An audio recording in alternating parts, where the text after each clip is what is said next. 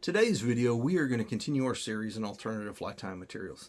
Now today is another craft store find. I'll also put a link to where you can find this stuff on Amazon.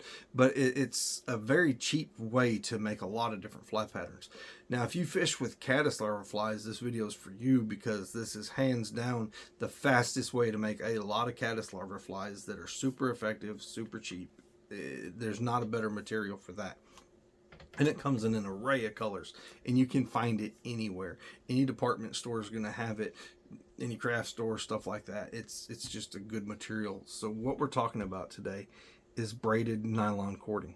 Now you can see that cording, how it's braided, and you can see the little segments in it. That's my favorite characteristic of it, because insects aren't just smooth. And even when chenille gets wet, if it's not a mottled color, it ends up looking smooth.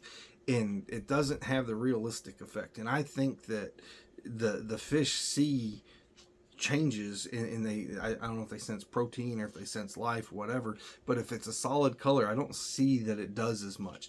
So this stuff I think works better because it actually looks like scales. So if you're tying like a little bitty woolly bugger and you replace your chenille with this, that wrapping, the braids look like little scales in there, and it looks way more effective, and I seem to have better luck with it. Now I don't know if it's because it's a confidence thing with me or not, but it seems to work. I've even tied Juan Worms with this and it works. It's easy, it's cheap, and it's super durable. Now, when you cut it, you do need to singe the end off of it to make sure that you don't have fraying or anything like that. But you can use it for a lot of things. Micro jigs, like if you're tying 124 ounce micro jigs, you can use this in place of the chenille there as well, and it just makes a really effective looking fly. If you're tying midges and you want to tie some midge bodies in different colors, you can wrap them with this, overwrap it with wire or not, and they have that variation in color from where the braiding takes place, so it looks more lifelike. And I think the more lifelike it is, that I think fish sense that. My favorite part of this, though, is caddis larvae.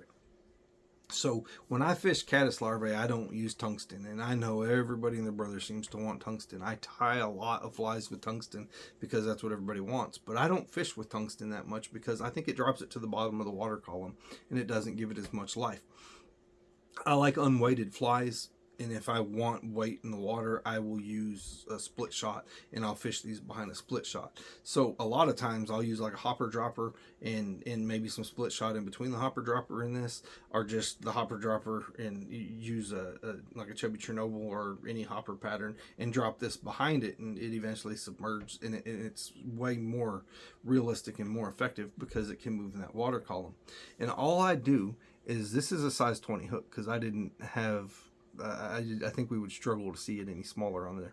So what it is I tie about I don't know, less than a ½ inch size of this off the back, and I usually just want it to protrude just a little bit past the back of the hook, and then I tie it on and I just use dubbing, and that's it. There's nothing else on there. It's that stuff tied on with a little bit of dubbing, and then I brush the heck out of the dubbing to where it looks like that caddis. And this is, as far as I'm concerned, the most effective caddis fly that I fish. And, you know, I use a lot of others that are awesome, but this is, and I don't know if it's a confidence thing because I make so many of them and they're cheap and easy to make, but it gets in that water column and it'll move up and down, and it wiggles just like a caddis fly does. So as far as I'm concerned, if you're tying caddis flies, this is one of the best materials there is. But for other things, like I say, you can, a million uses, and it doesn't rot, it doesn't hold the moisture in. It's a great material to use, and I would encourage you guys to try it for bodying material, for worming material. And like I say, these little larvae, caddis larvae, they're hands down, it's amazing. I've even braided some and made like bodies for dragonflies. It's just a good material. So I hope this tip helps. We'll see you guys in the next video. As always, if you haven't checked out the website, please go to ivegotbugs.com. It's got our link to all of our different social media. It's got my author page. It's got some information about our little homeschool fly fishing club that we do, and it's just a really good resource for anything about what we've got going on. So as always, we appreciate you guys, and we'll see you in the next video.